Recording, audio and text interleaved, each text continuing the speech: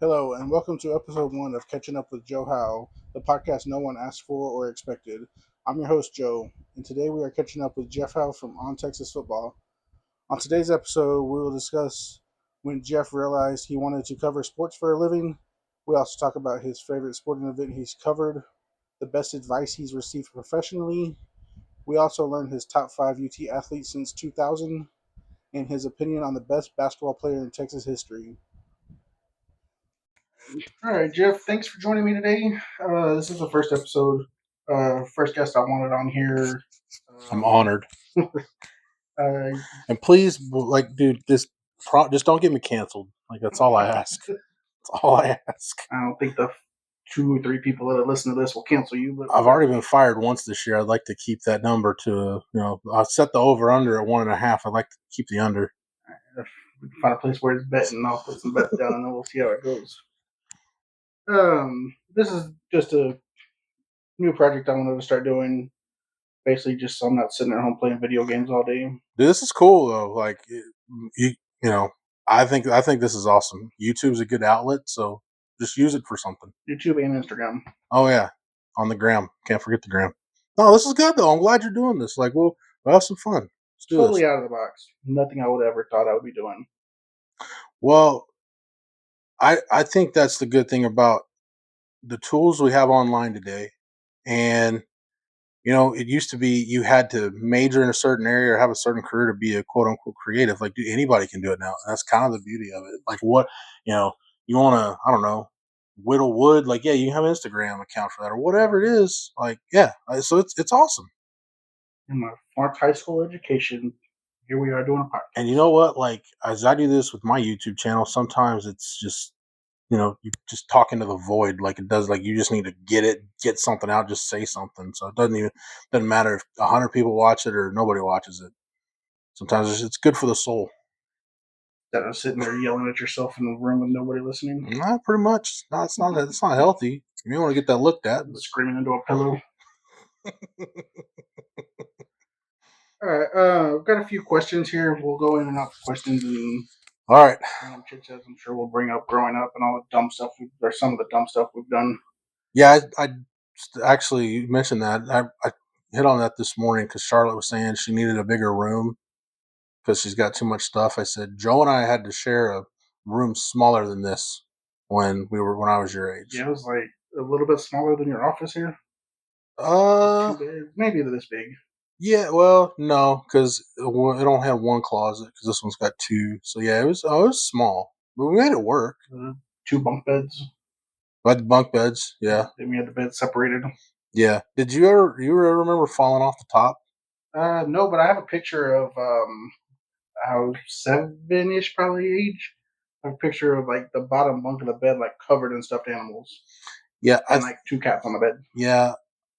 I'm pretty sure I fell off the top a time or two, like rolled off. We grew up like we're 80s/90s kids. Like, yeah, stuff that happened to us, like like CPS. Yeah, mom would have gotten us taken away for sure. We would have been awarded the state. Yeah, long before I could remember. Dude, yeah, it's climbing over the fence instead of using a ladder. Yeah, well, that's your fault, but we can get to that story here later. Yeah, I'm sure we'll have some fun dad stories. It was a different time growing up in the late '80s and through the '90s, but it was fun though, in the thriving metropolis of Andice. It was good. Yeah. Nothing broke, no serious permanent injuries. Well, you got your thumb playing kickball, right? At Vacation Bible School. Vacation Bible School at the Baptist Church in Andice. Only bone I've ever broken in my life. Dude, that's as many football games and stuff as you've been in, like as much hard labor as you've done in your life. That's the one broken bone you have was playing kickball at Vacation Bible School. The one broken bone where I actually had to go to the hospital. That's it's like a freak deal, but do you have like any thumb problems now, or are you good? It still cracks. Like it creaks every time I move it. Yeah. Like it sounds like there's like something in there that just clicks. Yeah, that sounds pretty gross. Please don't do that anymore. It's not as bad as this one. I have a trash can right here. I'll hesitate to throw up during this recording. But. Yeah, so that's the only bone I've ever broke was playing kickball, of all things. I didn't break. Well, I had like don't know if you remember this. So my senior year at project graduation, I had a roller skating accident and had like a hairline fracture on my ankle because of it. I had to wear. I just remember when you got the stinger in football, where they had to like star fight you out, and everybody thought you were dead. I was a star flight though. I made it in the ambulance, and like what's messed up again is a different time. Like somebody thought it'd be a good idea for me to walk it off instead of having me in the C collar. Like if that happened today, Everybody be fired. yeah, like I would have been like in the hospital, like under observation for like a week. You know, I was at school the next day, and here's the only reason I went to school the next day. I don't know if I don't know if you knew this. So this happened when I was in the 8th grade. We had picture day for the yearbook was the next day, and mom was like, "Oh, you're going to school." I'm like, "I'm pretty sure I have a concussion right now." She's like, "Nope, you're going." So I would get that picture that probably ended up in the trash. but they do like the retakes anyway.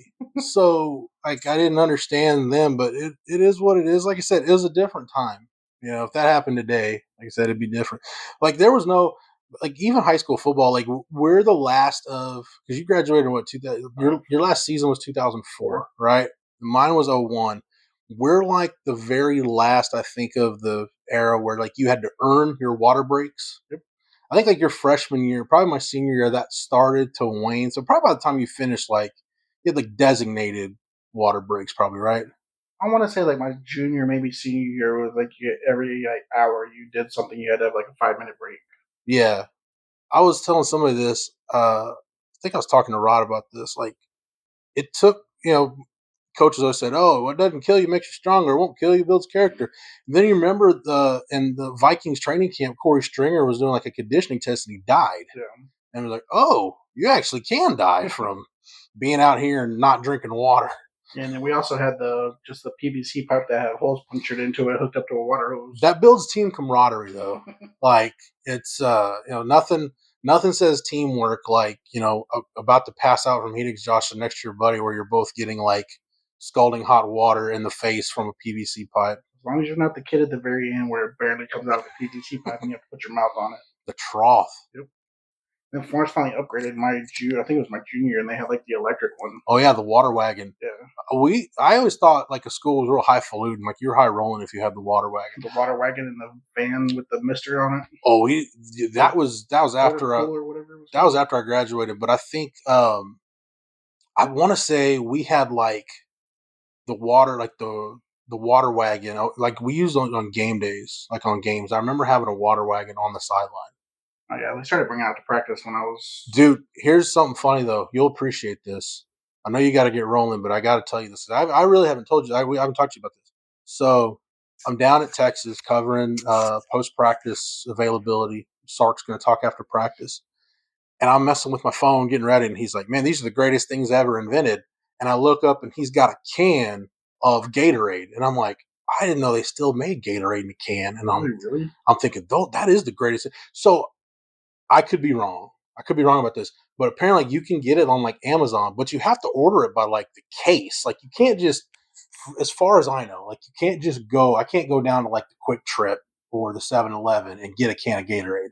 But I was asking Tamara about it. Tamara never had Gatorade in a can, but we were both like, it was awesome when you had the Gatorade, like the powder, the big thing of powder. You rip it, pour it in the thing, get the water hose, fill it, and then somebody's like in there with a big spoon, like stirring the pot. Yeah, dude, that was awesome. Powder Gatorade was by far the best because it was concentrated, and it was like the greatest thing ever. But we only got that on game day though.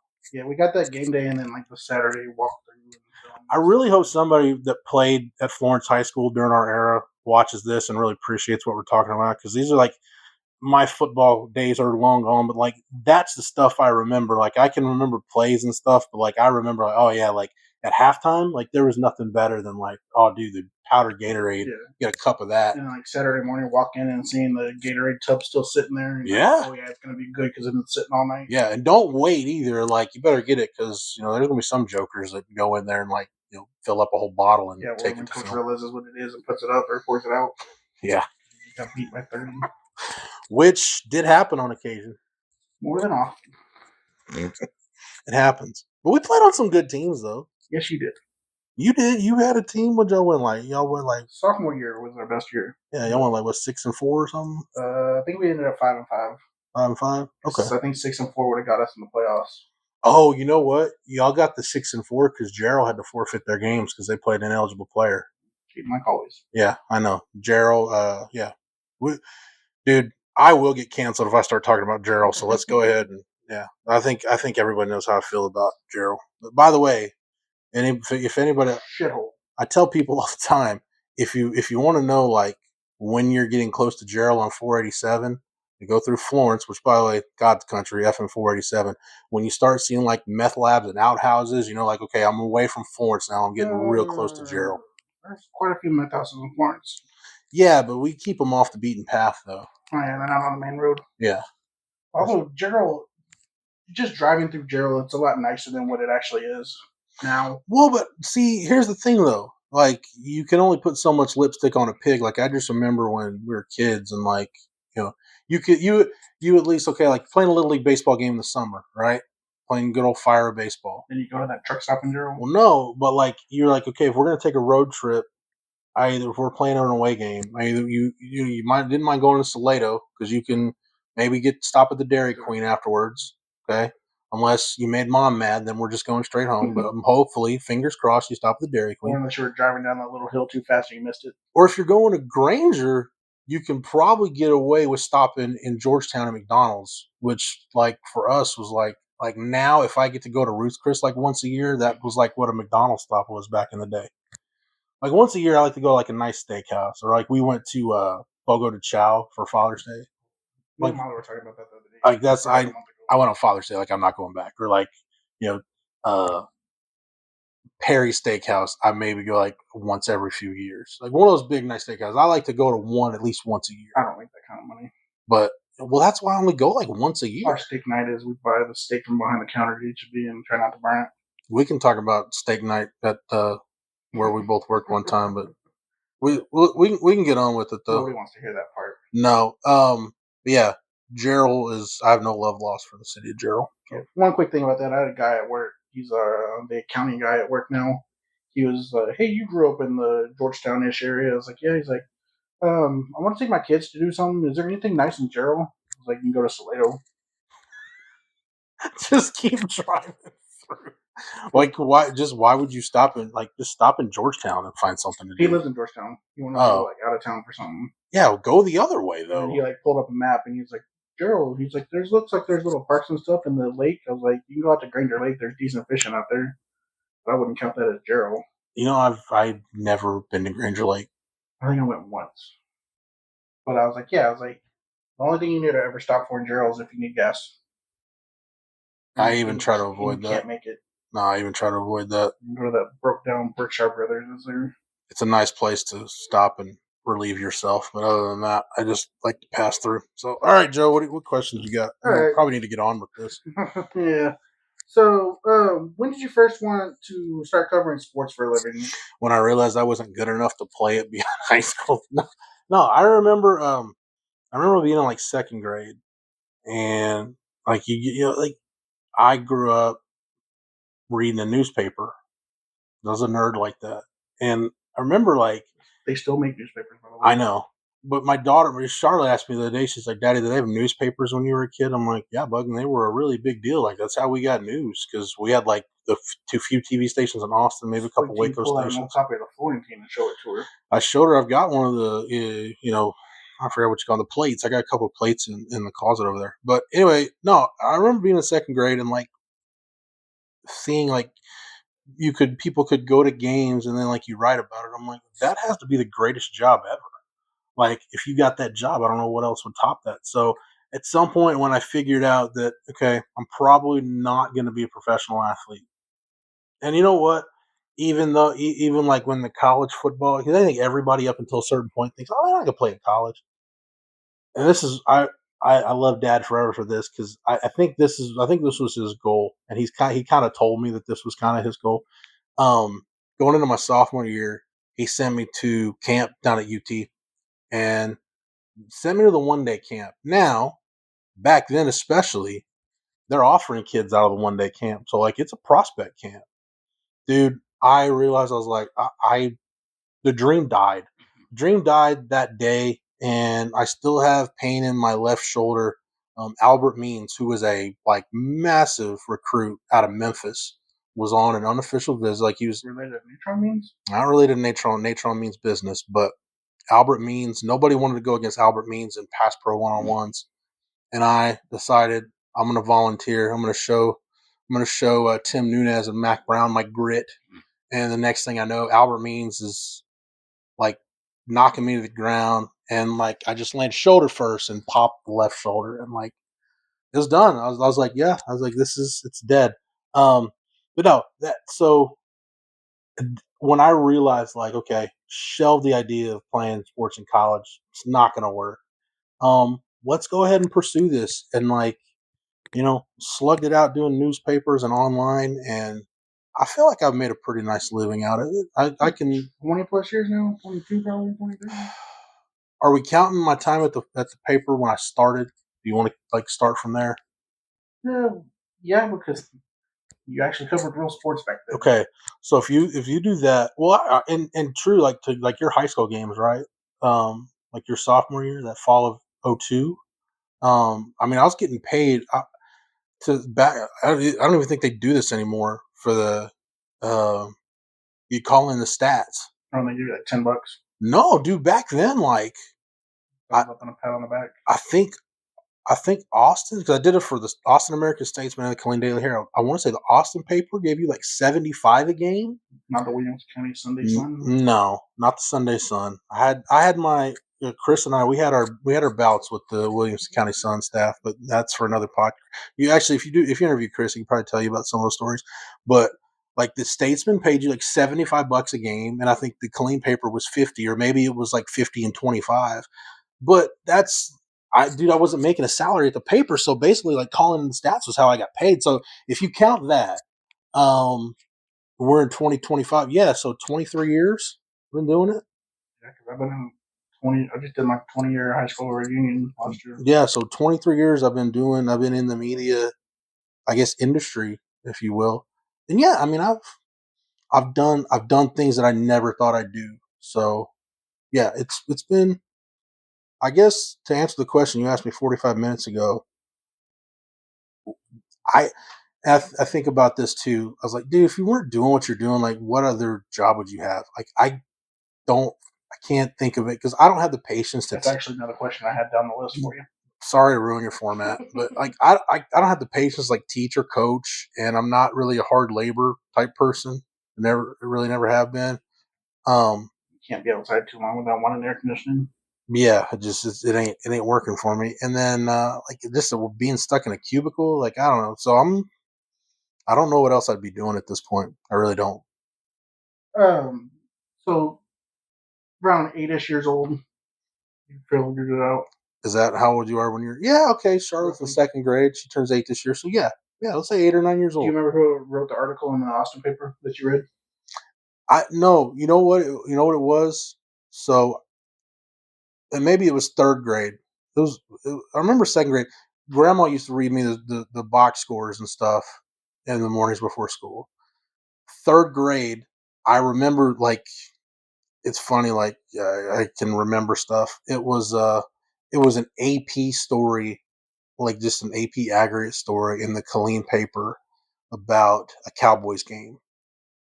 And I was like, man, people actually go to the games. Like you learned what like a Dateline was. Like, man, somebody like actually just go to the game and write about it. That's so awesome. That was probably the last time the Cowboys were actually good. It was the last time the Cowboys were good. Yeah, because when I was in third grade, they won the first Super Bowl. And I was in fourth grade, they won the second one. Like they just had the Netflix documentary, right? Did you watch it? Pretty good. Okay. I'm halfway through. So I got to like I watched the first 4, and then I told Tamara went to bed, and then I told her the next day. I was like, hey, I was like, yeah, I watched a couple more episodes. I was like, I stopped at the sad part, and she goes, what's the sad part?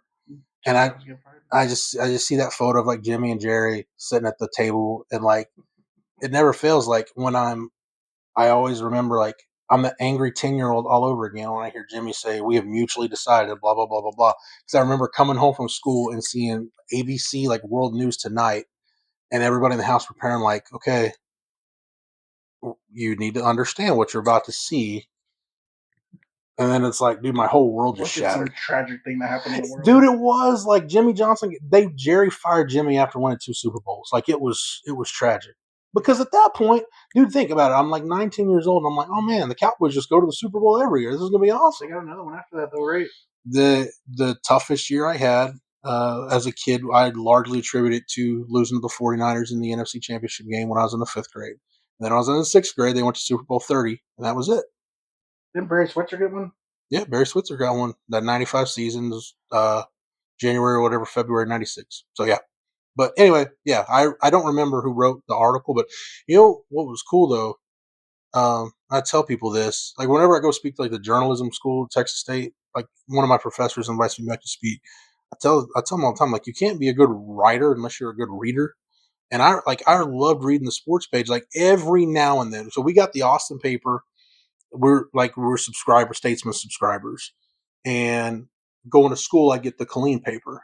And every now and then, like I'd get a copy of the Waco Tribune Herald, or maybe San Antonio Express News. I remember like this is so like nerd. This is how nerd out I was. We did the Washington D.C. trip like 8th grade. Yeah. On this Bush. Yes, I remember one of the few things I was most excited about. I wanted to get a copy of the Washington Post because I used to watch the Sunday sports reporters on ESPN, and like Michael Wilbon and Tony Kornheiser, and I think somebody else wrote for the Post. I'm like, man, their sports page must be awesome if they got dudes on ESPN. So yeah, that's how nerdy I was about newspapers.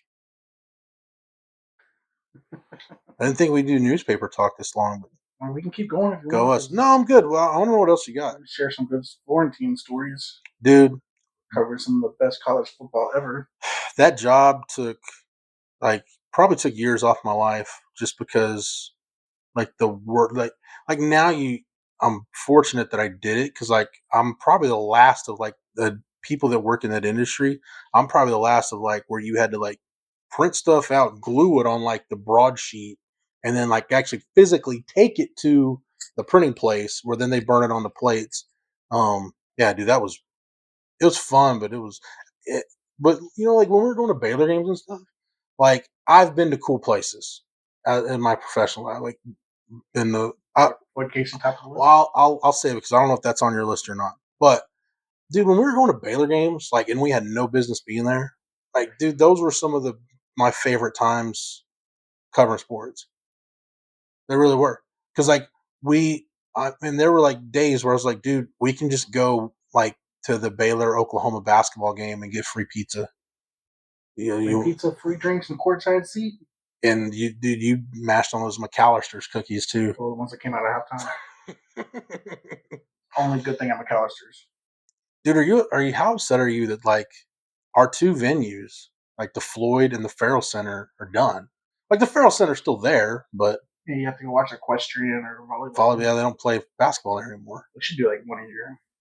Like the throwback game at the arena they were using 2 years ago. Yeah. It was more sad when they tore down Floyd. Dude, Floyd was a landmark. I remember Molly telling me that she was like, "Hey, yeah, your brother was like really sad when we drove by there." Because I guess you made her drive by there. Y'all were coming back from somewhere, and you stopped by there. I think it was when we went to a Baylor football game. Okay, because she. I don't know. Oh yeah, it was. It was the Iowa State game. I don't know how many years ago that was. 5 or 6 years ago. Something okay. Like that. But we get to Waco early, and of course we try to go eat at George's, and it's packed. So then we I was like, hey, there's a taco place around. So your day's already off to a bad start. Yeah. Well, you can get afterwards. You can get Georgia stays open until like midnight. Okay. I think, especially during football season and everything. Right. So we're like in that area. And I'm like, hey, there's a really good taco place somewhere around here. I just remember the street. I don't remember where it's at. Like they have really good burritos and they're huge, so we could get one and split it. That's not the one you took me to, right? It is. Yes. I thought that was like somebody's house or something. No, it's an actual restaurant. It looks like a house. Yeah, it looks like a house. Okay. Like, it was a house, but they turned it into like a little Mexican soup kitchen or something. Right. Yeah. Anyway, so we're driving around like, oh, we're over here by where Floyd Casey was. Didn't know they tore it down yet. Oh, so that's why you were sad because you weren't. I knew prepared. They were going to. Didn't know they already had it leveled. I'm driving by expecting to see like at least a light pole or something. Nothing. Open field. So you take that drive down Maurice Lane. Maurice Lane was no more. You couldn't go. There was nothing. You could see a little bit of what used to be a practice field. So you saw some of the J Fields. The J Fields. Sean Bell was gone. Maurice Lane was gone. The Terrence Park Zoo is still there. Yes. The Terrence Park Zoo is still there. These are all inside jokes that people are like, what are you guys talking about? Like, Chris Dukes is the only person that's going to watch this. Terrence Park Zoo is a real place. Yes, Terrence Park Zoo, but Baylor had a quarterback named Terrence Park, so. Yeah. Bear Pit's still there. Never made a cool name about that one. But Sean Bell, I guess they don't have the Bill anymore. I don't know. Their offense has been terrible over the last couple of years. Sean Bell's at Houston now, by the way. He's at U of H. Oh, so he'll be coming. Actually, I think they go to Houston this year. Yeah, good dude, by the way. Great guy, actually. A lot of those guys. That's what's cool, like, in this job. But again, this is why some of those were some of the most fun times of my life. Like, at coaching school, I see Sean Bell, and we still chop it up about the old Baylor days. I haven't seen him in a few years, but like the last. Does he still remember 35-34? Of course, I don't let him forget. The last time I saw, and speaking of 35-34, the last time I saw Dominic Ziegler. Is he still at Heights? I think the last time I talked to him, he was at Killeen High, so maybe, I don't know. Coaching in that area. Yeah, great guy. But yeah, it's been a long time since I saw Justin Crooks, but they're like those old Baylor guys, like, because I was there. I was there like every day and had no reason to be. But no, those were fun times, dude. Those were great times. And chit-chatting with Dave Campbell about whatever. Dude, Mr. Dave was special. Like watching a basketball team that has like 5 walk-ons and 20 people. I remember because this was long before the 30 for 30 came out on SMU, and I remember looking at, because Baylor played SMU in football that year, and I remember looking through the SMU media guide and seeing like, why was SMU 10-0-1 and they didn't play in a bowl game? I don't know about the death penalty, but I didn't know at the time like how like their probation problems. And it's me and Dave Campbell at a Baylor non-conference basketball game, and he's telling me all about like SMU in the early '80s, and Baylor had that 1980 team that Mike Singletary was on. And it's like Dave Campbell telling me stories. I'm like, I don't care about the basketball game right now. Mr. Dave's telling stories. No, Mr. Dave's telling stories. So.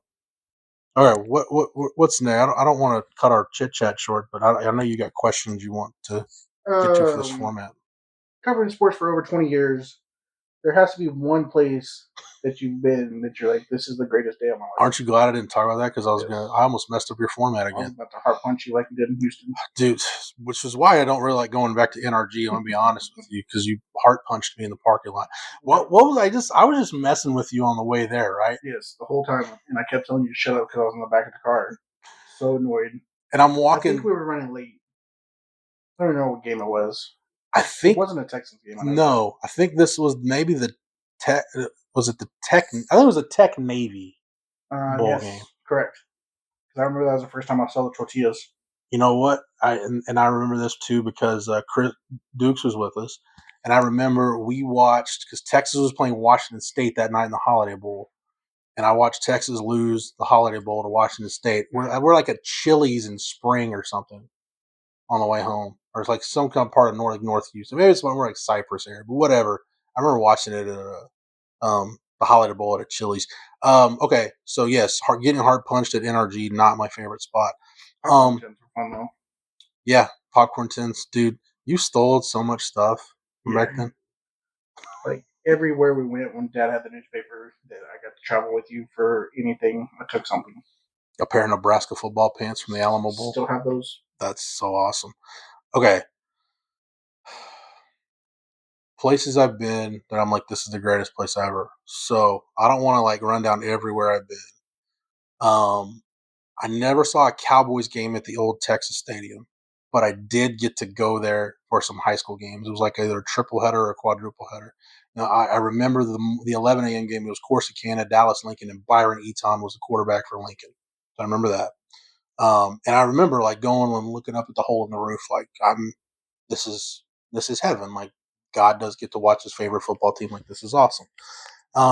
So the old Texas Stadium, and they tore it down like they should, which is terrible. It's the worst decision Jerry made because I'm not a huge fan of the new stadium. I think probably the Madison Square Garden. like just sitting there courtside at Jimmy V Classic and being like, you see, we had Bulls games, Bulls and Knicks games we watched back in the day growing up, and like, oh man, the Garden seems like the greatest place ever. It's pretty awesome. I would say the old Texas Stadium, the Garden. Um, honestly, like people don't like the new stadium, but if you're a sports fan, like College World Series has to be on your bucket list. It does, dude, because you can just go there. It's still the same atmosphere. Yeah, not the same. Well, and plus, dude, the last time I went was with Texas in 2022, and you got to think of what all schools were there. So it's Texas, Arkansas, A&M. I think was LSU there. Notre Dame was there. So dude, you've got like the South Carolina round too. no. Before that? This was after that. Ole Miss was there.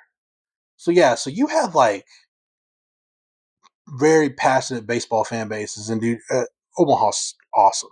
So I'd say College World Series, the Garden, the old Texas Stadium, Notre Dame Stadium, because yeah, I got there early enough to where I could like kind of jog out of the tunnel like Rudy, which I did. It was awesome. It was great. Was that before they did the turf and added the Indy in the middle of the field? No, this was turf. It was not grass. I remember it was turf. And I didn't know that like Ohio State did this, and I know people found out about this during the game yesterday. But like Notre Dame was the first place where I realized where they had speakers and like amplified the crowd noise. I didn't know that was a deal, but it really happens. Notre Dame was cool. Dude, the Coliseum for SC Texas was great. Ole Miss, as far as like surpassing expectations for a sporting event. To do all the tailgating. Oh, dude, like I'd read a book in college. It was called Rammer Jammer Yellowhammer by Warren St. John, and basically he spent a year following the Alabama program, like all over the SEC. And he talked a little bit about Ole Miss and the Grove. And I was like, man, that sounds like a pretty neat deal. Like everybody's wearing like ball gowns and suits and ties, and like I'm like, man, is it really like that? And dude, you go to Ole Miss, and like, yeah, it's like that. It's awesome. And honestly, dude, I don't know. I may go to another one. I may not, but there's nothing better than Texas OU at the Cotton Bowl. Yeah, that should be on everybody's bucket list, even if you're not a fan of either one of those teams. Yeah, I mean, and I've talked to plenty of like neutral parties that have gone there. Like, this is really maybe the greatest thing.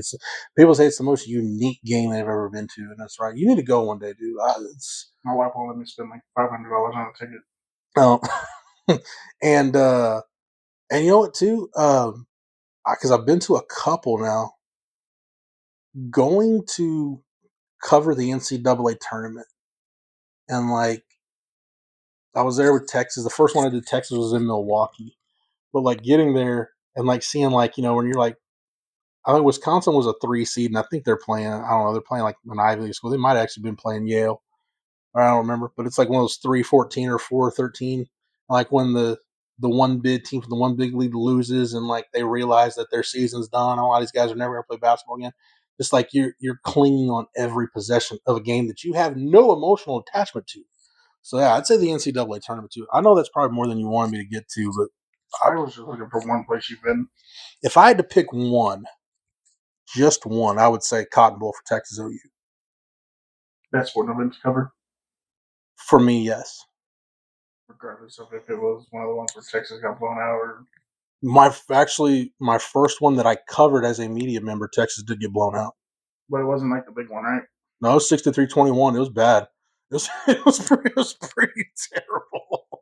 You were there when there was 49 or whatever. I was there for 49-0, yeah. But the following year though, because that was 2012, and the following year was that game where Case McCoy woke up and chose violence, and he was dropping dimes like all over the place. Face of the program. And Dejae Johnson had that punt return for a touchdown. Chris Whaley ran back that interception. Like, yeah, that was cool. But no, it's Texas OU, dude. The only Oklahoma Texas memory I ever have was Vermont Taylor diving into the end zone. Dude, the only one that stands out, like really. Well, of course, other than the Chris Sims, Roy Williams. Somebody, I probably can say this now. Somebody early this year started a hoax that Vermont had passed away. So, like, and Wasn't he coaching somewhere?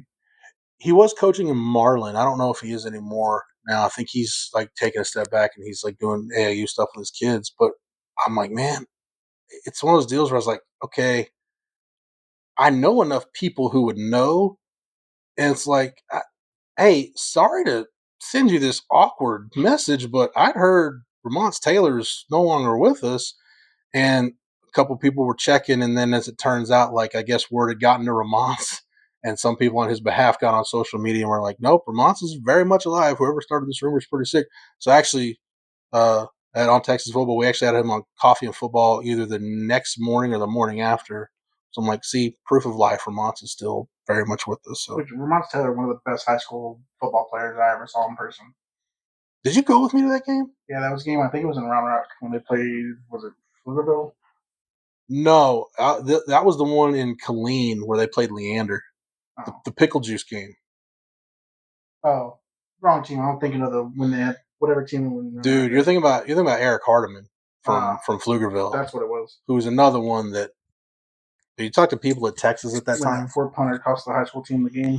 Todd Walker was a really good player, and yeah, it was a back and forth game, and like I don't know, a cold front had blown in, Yeah, and there was a punt that got caught up in the wind and went like 6 yards. it went straight up, bounced, and rolled backwards. Yeah, Cost them the game. yeah, Was that not Belton?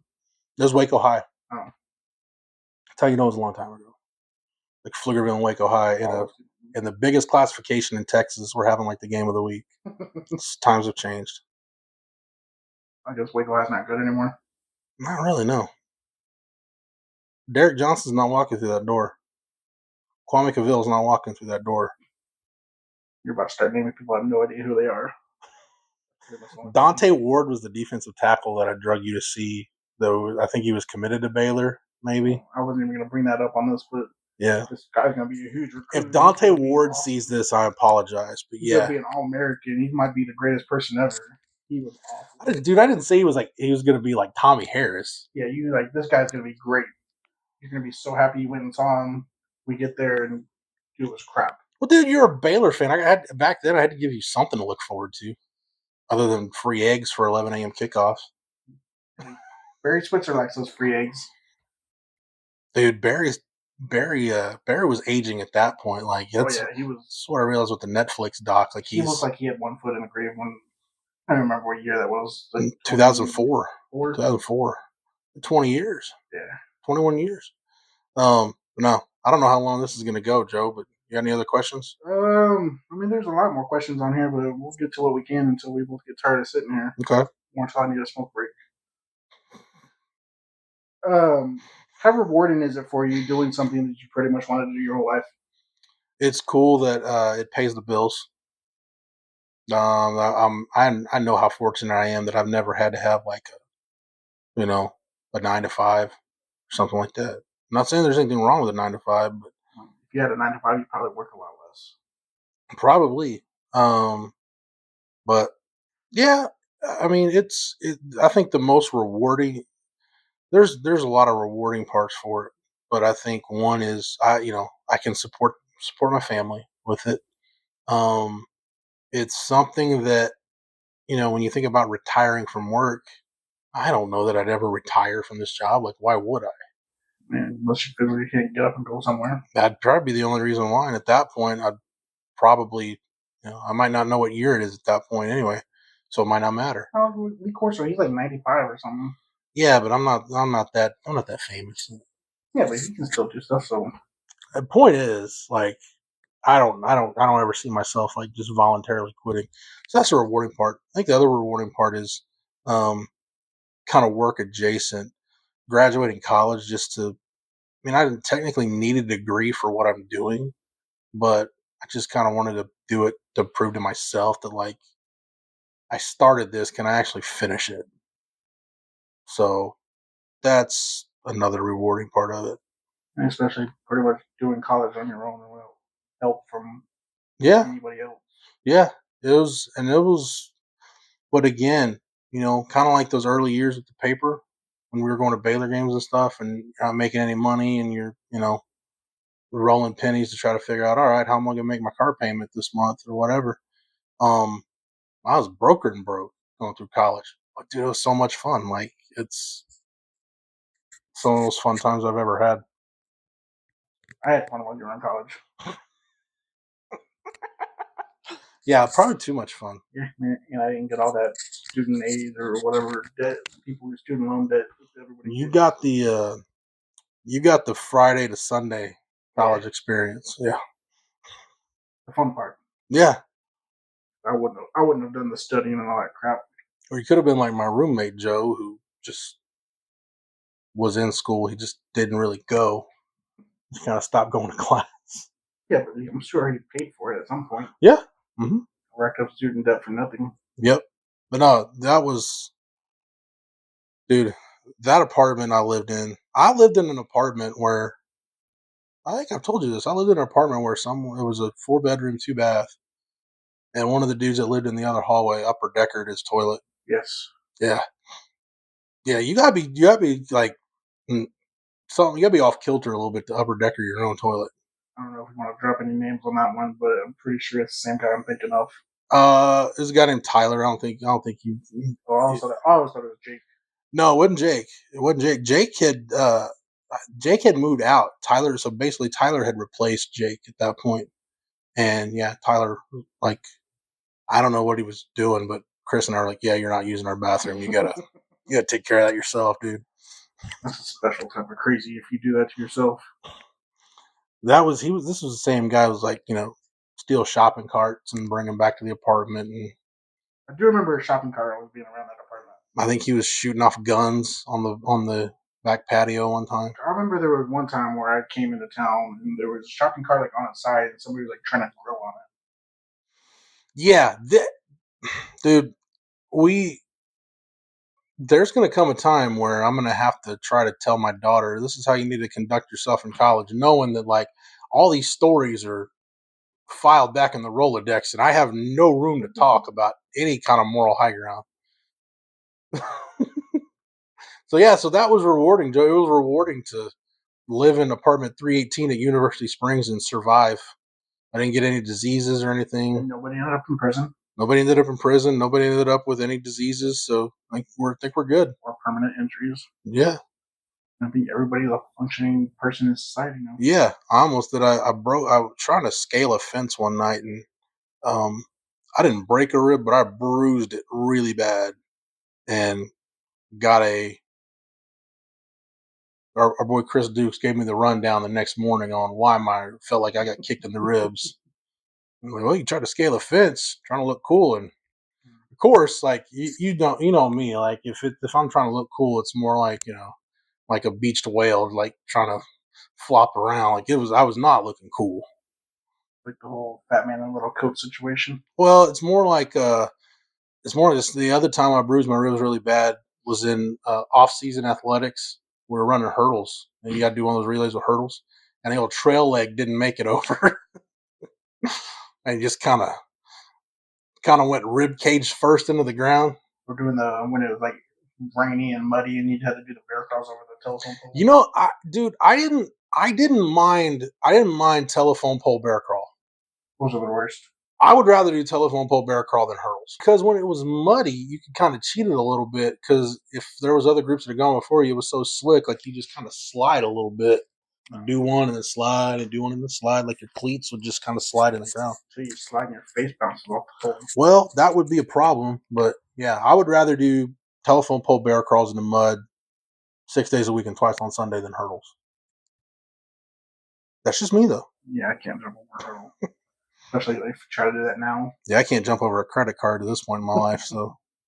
There is a picture of you somewhere where it has your vertical front and center on it. You know what? Yes. Oh, that was the Baylor-Kansas game in 2006. Baylor had made a big comeback. No, I'm talking about the one from the A&M game. Okay, well, I didn't know which one you were talking about. So the Baylor-Kansas game, Dominic Ziegler scores a touchdown, I think to go ahead or tie the game. Baylor was down by like 21 going into the fourth quarter. And, yeah, I'm at the goal line, and on the front page of the Waco Tribune-Herald, it's me and Chris Dukes, and I'm jumping up celebrating a Dominic Ziegler touchdown. The Baylor A&M one was Baylor wins it in overtime, 35-34, and FSN on the highlights that night caught me jumping up and Oh, down it's like a an YouTube idiot. video. Yeah, it's a YouTube video. Yeah. It's a credit card leap where I'm jumping up and down, and nobody knew how to celebrate. Nobody knew what to do. Best post game press conference I've ever been in my life. Did you go to the A&M press Yes. conference? I was there standing in the back trying not to laugh. I remember walking in there, and I want to say it was Jaworski Lane and somebody else standing there, and they like had the look on their face like they wanted to kill somebody. Wasn't it Reggie McNeil? Yeah, Reggie McNeil was at the podium, and I remember the question is like, "How do you feel?" And he just looks up, stares the dude down, like, "We just lost to Baylor," and then like that was it. I'm like, "That's my cue to leave because if I laugh, somebody's gonna hurt me." Yeah, that wouldn't have been good, dude. That'd have been bad. And then Baylor fans trying to storm the field, all like 200 of them. They didn't know what to do. Like everybody was really confused. They got it down a couple years later though when they beat Oklahoma.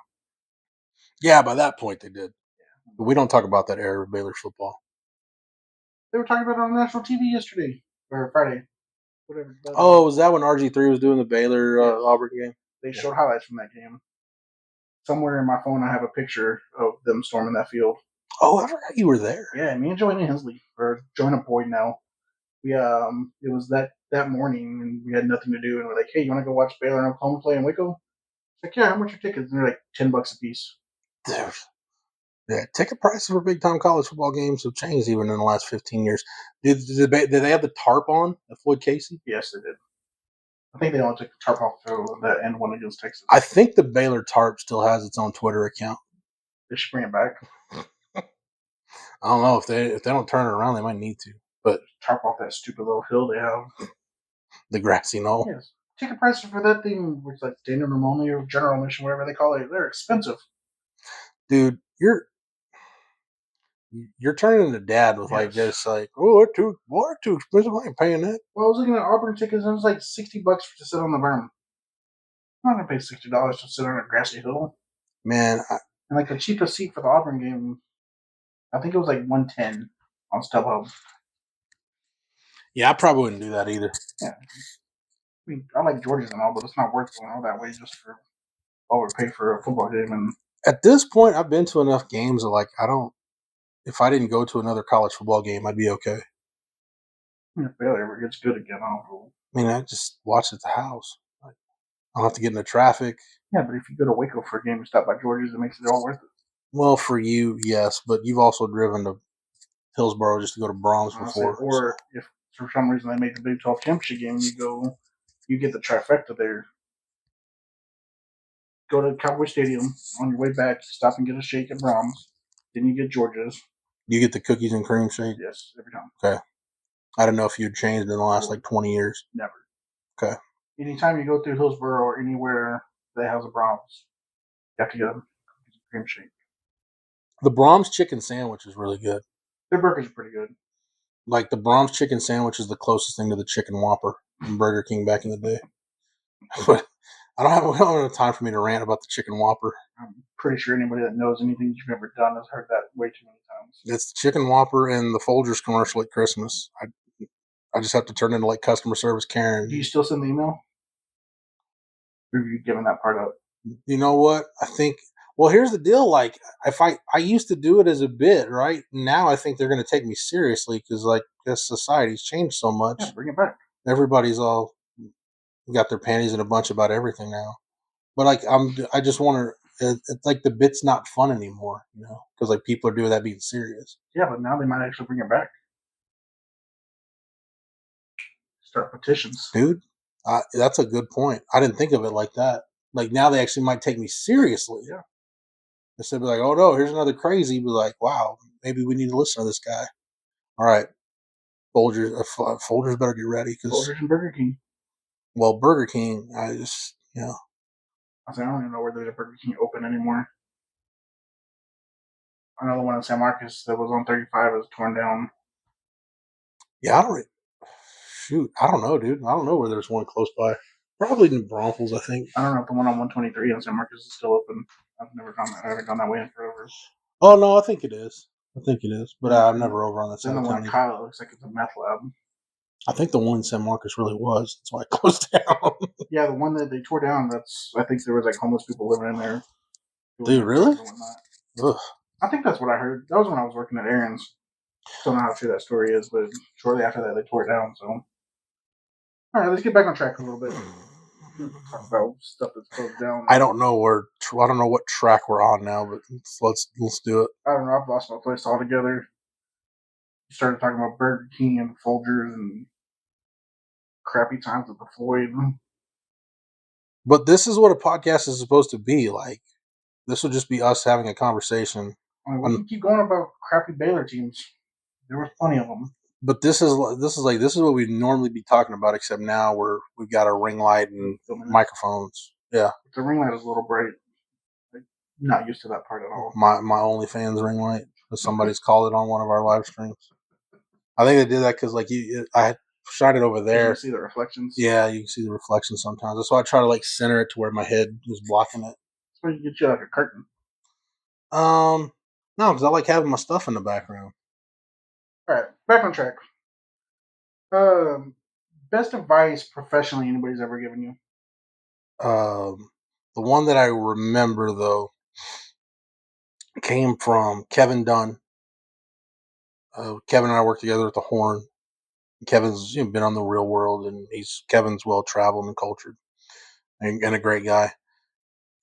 Something that the late Sean Adams had told Kevin, that Kevin later told me. Take your job seriously. Don't take yourself seriously. Because in doing what I do, people can get real self-important real quick. Yes. And dude, I've got a microphone and I talk about Longhorn football. I don't have a reason to have an ego. I'm fortunate to do what I do. I do understand I have a job that a lot of people probably think they could do it better than me, and that's cool. But I know what I put into it. So professionally, I do take it seriously, but maybe that's wrong of me. Maybe I should be worried about my brand or whatever, but I'm just doing the best I can. Not really worried about branding myself. Maybe with a branding iron, like cattle, brand myself. But I know some people have done that. Well, and that was when I lived at the apartment over on West Avenue, and I didn't brand myself, thank goodness. But yeah, that's probably it though.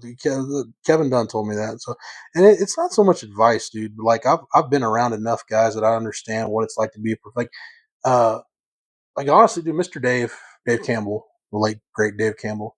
Mr. Dave, without telling me directly, taught me a lot about what it was about to be a professional. Okay, it's how you conduct yourself in a press box. So it was just fun listening to that guy talk about it. Yeah, this is how you conduct yourself in a press box. This is how you conduct yourself in a press conference. This is how you conduct yourself during post game when everybody's trying to write on deadline. You don't sit around and hoot and holler and just draw attention to yourself. So I learned a lot from being a pro around him. The years that I've known Craig Way and doing a show with Craig, I thought I knew a lot about sports. I don't have the level of depth he can go into on stuff like baseball is insane. But I know how hard he works. I know how hard a Rod Babers works. So yeah, it's not just you think, oh yeah, you just turn the light on, turn the microphone on, and talk. No, you better be prepared. You better have your stuff. Yeah, together. Even with this thing, I thought it was just let's turn a camera on and let's just chit chat. Well, you can do that. Yeah, but then I started looking into it and you need somewhat of a little format so you can stay on track and it's not just rambling. Yeah, and you may get to that point at some point, but early on, yeah, just have a format. Especially because I'm sure a lot of your conversations aren't going to be with me. I mean, you've known me for however long you've been on this earth, so we can have a conversation about whatever. But no, I just I said, it's not necessarily advice. It's just I'm an observer, and just try to watch people and pick up. It's no different than the way you just described that apartment. You sound like a huge creep, by the way. Oh, well, my bad. I just like to sit in the corner and watch. Just observe. Not in the corner. I didn't say the corner. You added that. You added the corner, you sicko. No, I just like to. I just observe people. Just kind of take mental notes. Okay, he's writing that out, or he's making these kind of notes. That's everybody been around. Kirk Bowles or any of the other guys I've been around. But like it's like no different than my Kirk Bowles still writing for the Austin paper. Kirk's actually with the Houston Chronicle now. But that's kind of like my style as a writer, and I'm not saying that like I'm a great writer or whatever, but I do have like I've formulated a style over the years, and it's like I just read a lot of different columns or game stories, and I'll pick up stuff like I've used stuff from okay, let me take this that Dave Campbell did, or let me take this that Kirk did, or I'll take this that I read from a Blackie Sherrod column from way back when, and kind of use that. So Trying to mold it all into your unique little. dude, there are very few people that are original. Like everybody's. Chris Del Conte, the AD at Texas, has a term that I love. He's called, hey, when you're in business, you do R&D, rip off and duplicate. Like, just put your own spin on it. Almost like the whole fake it till you make it gig. I'm like I look at myself, I'm like a Mike Leach descendant. I didn't invent the air raid offense. I'm just putting my spin on it. Just a straight dude. Man, let me tell you, one of the best moments I ever got. Can I tell this story real quick? Yeah. Oh, time for a Mike Leach story. Summer of 2004, Chris and I are getting ready to put out, we're doing our own football preview, a little newspaper. So I've got a copy of that somewhere in here. And by the way, your senior class, Willie Andrews from Baylor and Vince Young were on the cover. So nice. Yeah. So you did share a cover with Vince Young at some point. I was in a magazine with Chris Leak was on the cover too. You and Shane Wigginton and whoever else was in your senior class. I forget who I graduated. But anyway, summer 2004, I'm doing this football preview, and I want like I had gotten some stuff from Texas and A&M. Texas had let me go down to practice, and obviously Baylor. I'd talked to Guy Morris on the phone for a while. I wanted something on Texas Tech. Like, oh, let me. Guy Morris riding on his motorcycle. He was not on his motorcycle. Rest in peace, by the way, Coach Morris. Great guy. And I wanted something on Texas Tech. So I get in touch with the sports information director, and he said, here's Coach Leach's cell phone number. Call him.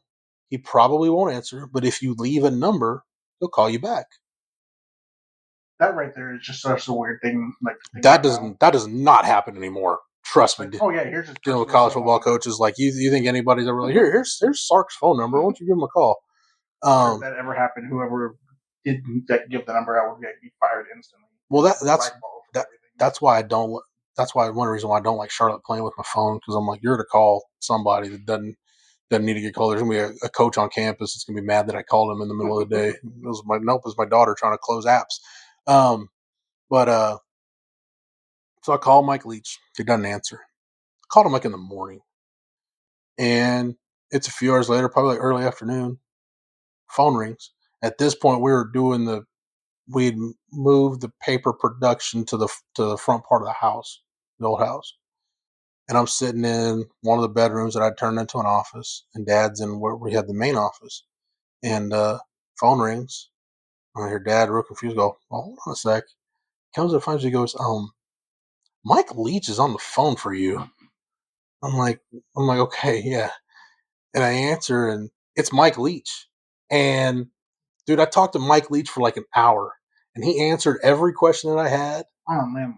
First of all, on a landline, yeah, called me on the landline and talked to me for like an hour, and we just chopped it up.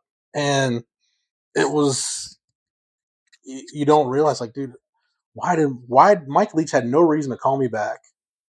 And not only did he call me back, but we talked for like this is the head football coach at Texas Tech talking to a reporter from a weekly newspaper that has no skin in the game whatsoever, cannot do anything for him, and we talked for like an hour. I mean, we talked about scheduling, we talked about his quarterback philosophy, we talked about so much stuff. That'd be awesome if you had like a recording of that. No, I just tried to jot down as many notes as I could. Yeah, that was. I don't remember what we were talking about, but yeah, I just had to share that Mike Leach story. I don't know how to get on the Leach subject, but there's always time for a Mike Leach story. And you got one. That was the last time Tech was good.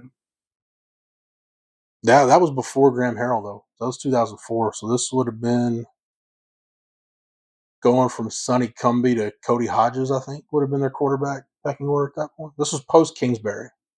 Yeah, Cody Hodges, that was the one. Oh, no, it was like. No, you know what? I would say Ron Simmons. So from So from '02 to like '05, it was Cliff Kingsbury, B.J. Simmons, B.J. Simmons. He was the one that the Houston Bowl went to. Sonny Cumbie, and then Cody Hodges, and then Graham Harrell. Yeah, Simmons was the one that was a quarterback when we went to Solomon Houston. And then Tech was terrible. He was on the cover of a Thorn team back in the day. Oh, with Jamal Lord from Nebraska. Yeah, but he looked more excited than Jamal Lord when I asked for the picture. Yeah, Jamal Lord didn't look very excited. He was ready to leave San Antonio. Everybody else should. But that Jamal Lord picture also got me those Nebraska pants that I still have. Probably the best thing I've ever stolen. And now that I think about it, like it's probably an inconsequential pair of pants. Like it was like some like a travel pair, like somebody's backup pair of pants or something. Yeah, but it's plus, well, and then I thought about like, somebody must have had to run for like no, because Bo Pelini wasn't like they hired Bill Callahan. Pelini was leaving. Pelini probably didn't care who stole what or left with what. He needed to look for a job, and they were done for the year. Yeah, so. Probably some little equipment manager got probably in trouble because they didn't have enough pants in the bus. Probably.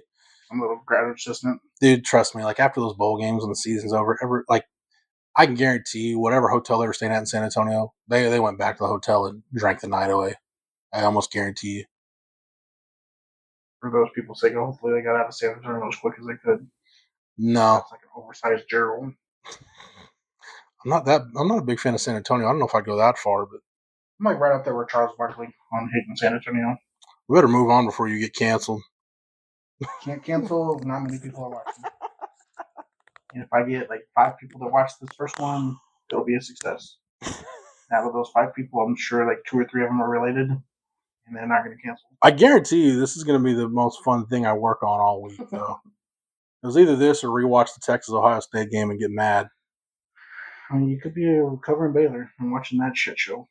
I did not watch. I watched some of the game on Friday. Didn't watch a ton of it. But okay, where are we at, Joe? Not worth going back and watching. They lost. I didn't plan on it. Although, take your word for it. Offense not terrible as it usually was past couple of years. Offense wasn't their problem this time. You lost to a middle of the road SEC team, so congratulations. Yeah, and Jackson Arnold looked like Michael Vick running around. Like video game Michael Vick running around. Dude, that could be a problem. Yeah. Can't tackle a freaking quarterback. Do you just need to get like your angry Baylor football takes out? I think this was my turn into. Probably, yeah. Like every time I record this, I'm just gonna have all my Baylor gripes. Just have a little segment of it and just get it all out of my system. Because I know when you texted me Friday, like when I get texts from you during a Baylor game, like RG3 is terrible on commentary. I'm like, dude, when you're like right around halftime, and you've already gone to like complain about the announcers, you're just like Robert Griffin used to be good. I don't know what it was. I think it's just because he was doing a Baylor game, but it was awful. I don't know. Maybe Fox wants him to be less animated. Like I'd rather hear Kendrick Perkins talk about sports. Dude, don't get me started on Perk. Which actually, there's a. I didn't go to the championship game, but I watched. Gosh, who did Ozen play in the semifinals that year in the state tournament? Because it was Perkins' junior year. It was Ozen and Fort Worth Dunbar, right? And then I just remember Dallas Lincoln and Ozen. Lincoln and that was Kimball. I want to say San Antonio Roosevelt. No, Kimball. Didn't Kimball lose the game to Jay on that buzzer beater that won the ESPY? Was that the same year? Yeah, that was the same year. Oh. Yeah. San Antonio John Jay, that's the only shot he made all the tournament, probably. Can you imagine that though? Like that's one of the loudest a drum ever was that I've been there. For a freaking high school game. I think some of the best atmospheres I ever was at the Irwin Center. By the way, I think that's one thing you and agree on. Like that place was special, and I was sad when it closed down. Oh, I drive by there once or twice a week. Like actually, like right by where it used to be on Red River. Like I think the loudest I ever heard there. There's a couple of Texas basketball games where it got loud, but like the loudest I ever heard it, wrestling, like a good Steve Austin pop back in the day, and the state basketball tournament. The John Jay, as soon as he hit the shot from half court or 3/4 court, whatever it was, the upper deck was shaking. Man, I remember. I think I was there with Sean Butcher's dad. You couldn't go. Is that who you went with? I think so. Yeah, I remember you telling me the upper deck was shaking. It was shaking. Like I thought it was going to collapse. That's crazy. And I was like, wow, if Texas ever had this kind of crowd, this would be like one of the greatest places to watch college basketball. There was a couple games against Kansas where it got that loud. It got a little. There were spurts in the last game against Baylor where it got loud. Yeah, but Texas didn't. They couldn't. But then Baylor started pulling away. Yeah. So all the old Texas fans got quiet enough. Dude, you think about it though, like how many great high school basketball players and games, like high school basketball guys that ended up going to the NBA. Yeah, Kendrick Perkins. Just in the because we probably went like 4 years altogether. Because I didn't watch Kimball that year, but you did. So it was AC Law, Chris Bosh, Kendrick Perkins. The year that didn't Kimball have a dude named last name was like Pfizer or something like that? No, that was years later. Keith Frazier.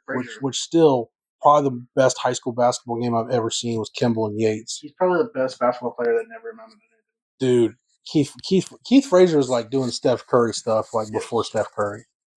That was the year that I think the team from Houston had the twins. Yeah.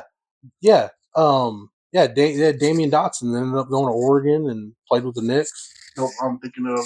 You're thinking about Fort Bend. Fort Bend Travis with the Harrison twins. The Harrison twins. And the 5A game was the Harrison twins, and they played Firemount Marcus with Marcus Smart and Phil Forte. Yes. It was Marcus Smart, Phil Forte, and just like 3 dudes. Yeah, that game was so good. Like the 2 games that Travis that played.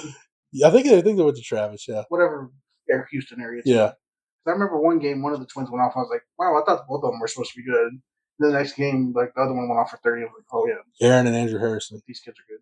Yeah, those 2 guys. Marcus Smart was one of the better guys. Marcus Smart was the most fun I had watching a high school basketball player. Like, I'd say Chris Bosh. Okay, because Chris Bosh was really skilled. Like, it wasn't Marcus Smart's skill. I'm just like, dude, that dude just like you. He looked like a man. Yeah, it's like you like the kind of guy that if he was in a fight, it's like you're gonna have to kill him for this fight to be over. Like, he looked like he was a person that like got held back like 4 years. Dude, yeah, and I like the fact that like he's kind of like a junkyard dog in the NBA and really good at it has not surprised me whatsoever. I think he's still in Memphis. Because like his role is perfect for like what I thought he was probably going to be, which like he's decent offensive player, not terrible offensive player, but like defensive player of the year. But a dude that like a hellacious defender and like is gonna help you win a lot of games. Like a guy that you're like good culture dude, whatever. It's like my guy Jerry Hamilton always calls him. It's like an impacts winning guy. Marcus Smart is an impacts winning guy. I think he's with Memphis now. I know he got traded there. Is he still there? I think so. Yeah. I haven't looked. It's not basketball season, so I haven't looked up who's where. That 2005 tournament though, that was the one that Dallas South Oak Cliff won the state title. Yes. And they got stripped. Yes. Is Matt Caskey doing this podcast?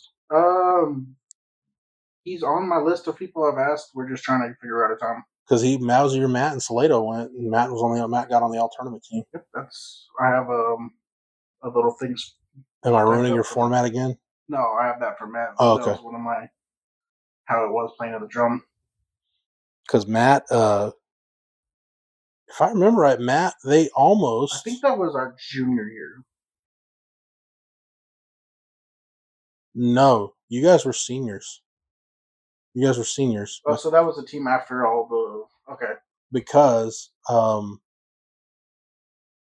Matt and them almost ended I guess that was the 2025 tournament or 2005 tournament. Yeah, because they were in the 2A semifinals.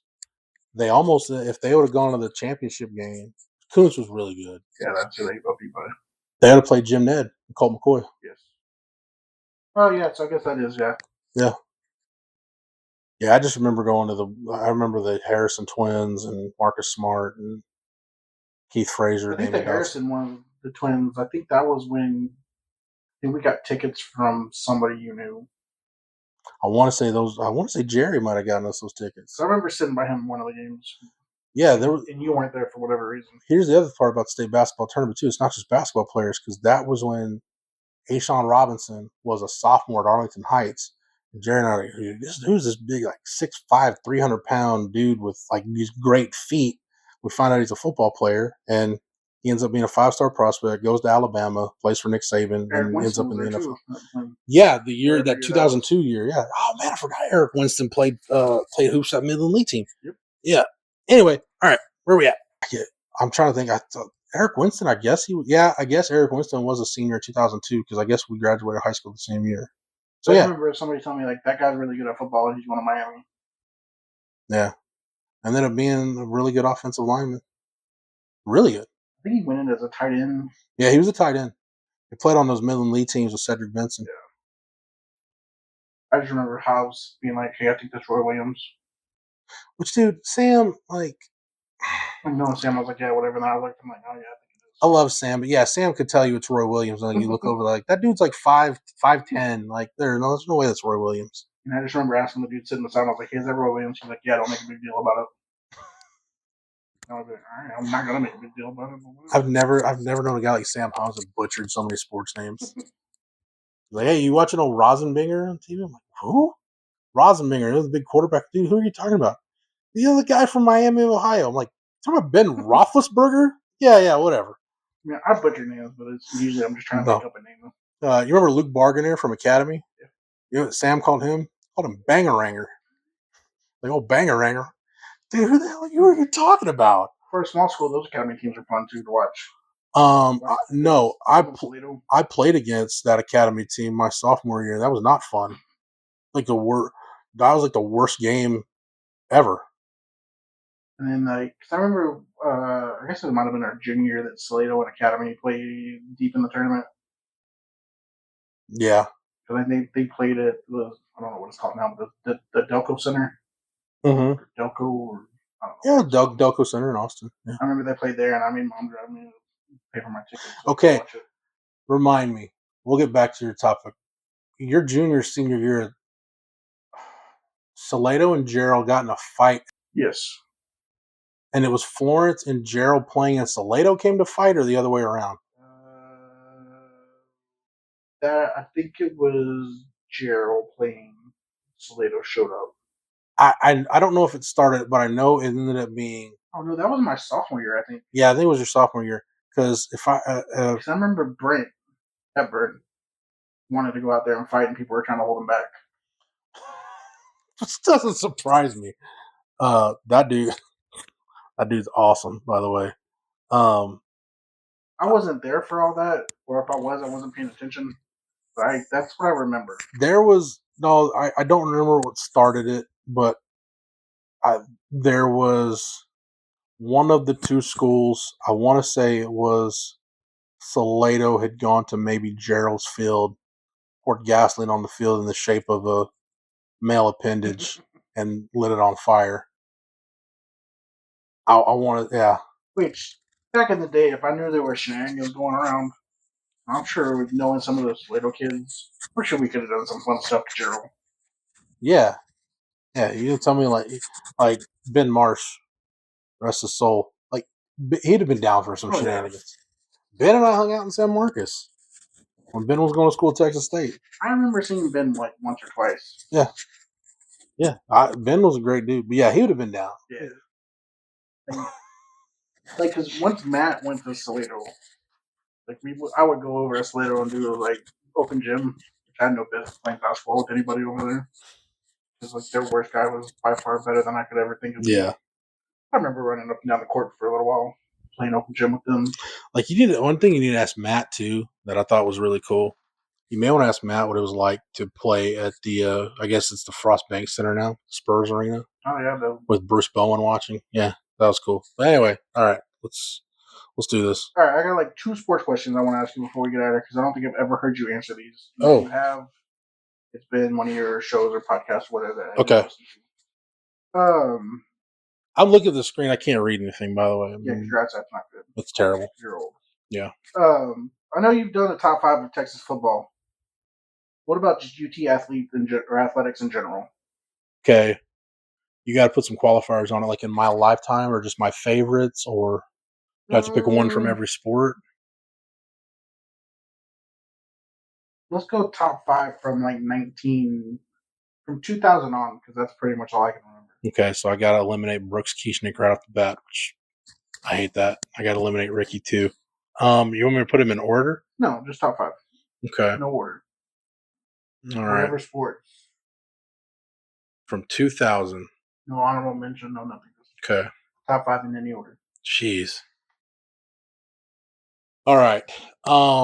Well, if that's the time frame, then Vincent Paul Young Jr. is number 1.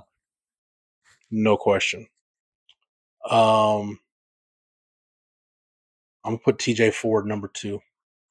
Oh, so you are putting them in order. Yeah, I'm gonna try to put them in order. I may mess it up. I'll put TJ Ford number 2.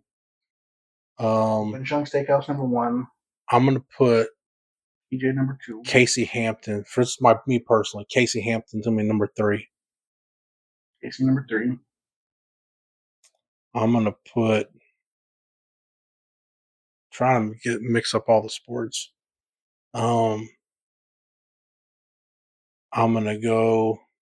I would just say major sports because I can't name any swimming and diving. I'm kind of torn between I'm trying to think of the baseball team. I'm torn between Houston Street and Taylor Youngman because they both got their numbers retired now. That's gonna be controversial. I go Taylor Youngman 4, and I'm gonna leave Houston Street and Kevin Durant off because just personally, because I like the dude, he's a great guy. Bijan Robinson 5. I figured you put like Cat Oshman or somebody on there. Yeah, but I mean that's even though Texas softball just won a national championship and have some great players, like unless you saw it, and maybe I should because unless you saw it, you can look at the records and be like, oh man, she was dominant. Like no, like dude, she was. Like I never saw her pitch at Texas, but we went to that. Was it the traveling? Olympic Yeah, when the Olympic team was on tour, yeah, we went to Waco. She's unhittable. Yeah, like you couldn't. I wouldn't want to step in the box and face her. I'm not a softball fan at all, but it was crazy watching that. Oh yeah, because I mean that was like a legit. Watching her and Jenny Finch pitch. Like I think it might have been. It may be like the best softball team ever put together. That was one of my better sports experiences I've ever witnessed in person. Yeah, Cat probably should be on there maybe instead of Taylor Youngman. But again, like the last two, like those top 3 are just my personal 3 favorites. VY from if you're taking from 2000, it'd be VY, TJ, and Casey Hampton's my favorite. Like it doesn't have a number retired. Casey's my favorite all-time Longhorn. Like I love Casey Hampton. He was so much fun to watch, dude. Because I'm not even a Texas fan. Casey's 6', 6'1", like 330 pounds. Like you look at him, like dude, like this dude looks like this is your dominant defensive tackle. But dude, he puts on that helmet. It's like Clark Kent coming out of the phone booth and he's Superman. You could not block him. What was the other guy that was there too? Sean Rogers. Yes. Sean Rogers was like more like 6'3", 6'4", whatever, like athletic. Sean Rogers was a freaking all pro. Because was it those two that were there when they played Carolina when we went? That was the year after they left. Oh. They left that. Yeah, they were there. Oh, that was Corey Redding and them. Yeah. Nathan Vasher had the punt return. Corey Redding to the front flip into the end zone.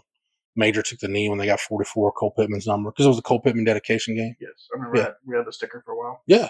I don't remember why we went to that game. See, if you wanted to go like to 1990 or just like in my lifetime, like dude, Brooks Kiesnick, people like I don't think people believe me when I tell them, or maybe they just don't care.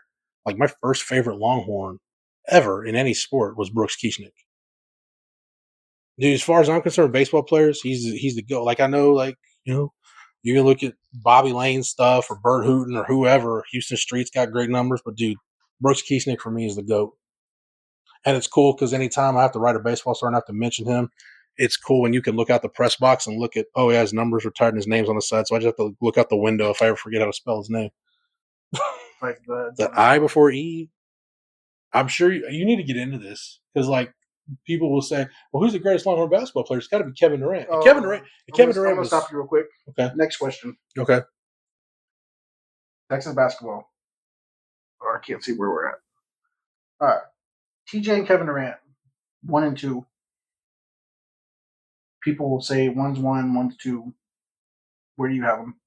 I'd have TJ 1, KD 2. And here's why. The program isn't in a position to get Kevin Durant if there's no TJ Ford. That's the only correct answer that there could be. I don't like.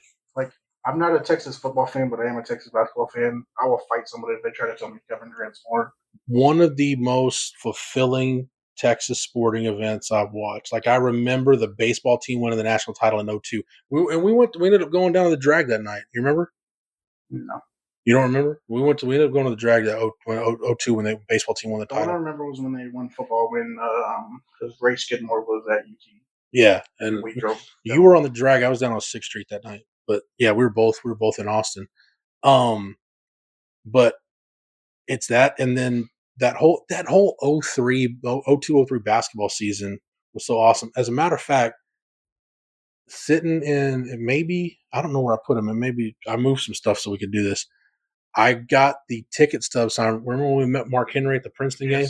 Texas played Princeton that year, and like it was like a nail biter, and it shouldn't have been. And then Chris Ogden just started like hitting threes, and we met Mark Henry after the game. I got Mark Henry to sign my ticket stub.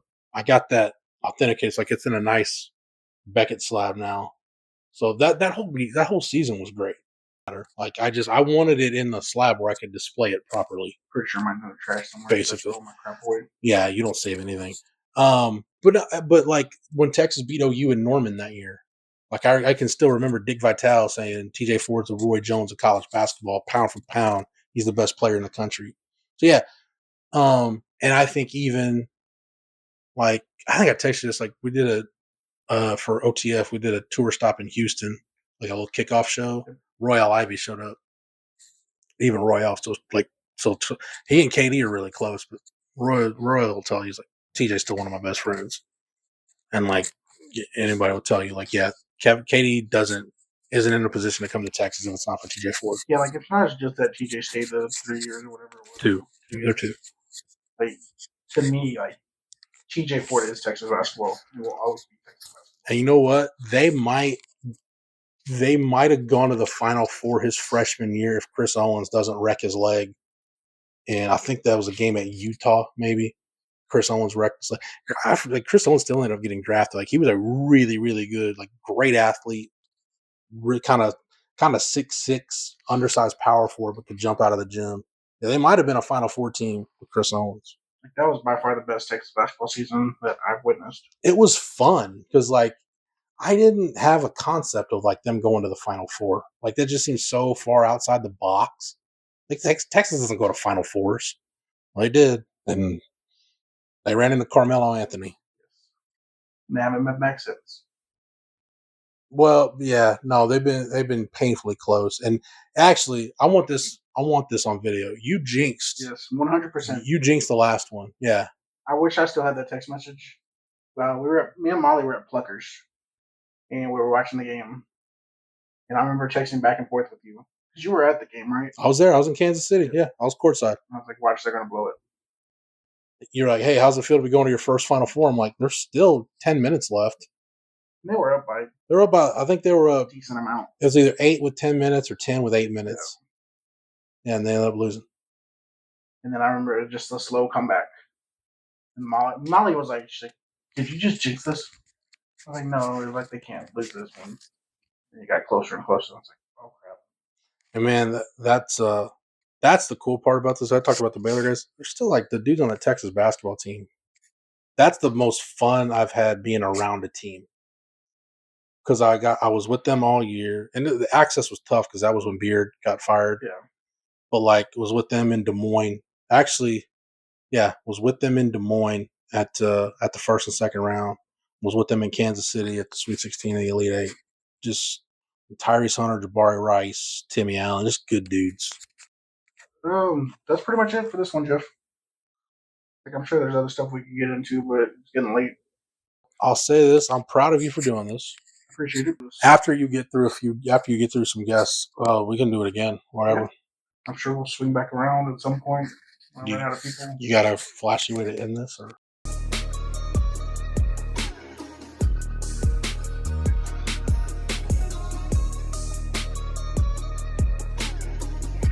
That's all we have for you today. Thank you, Jeff, for joining me. And you can follow Jeff on X and Instagram at Jeff Howe OTF. And remember to check out our Instagram page at Catching Up with Joe Howe for details on our next show. Until then, I'm Joe, and thank you for catching up with me.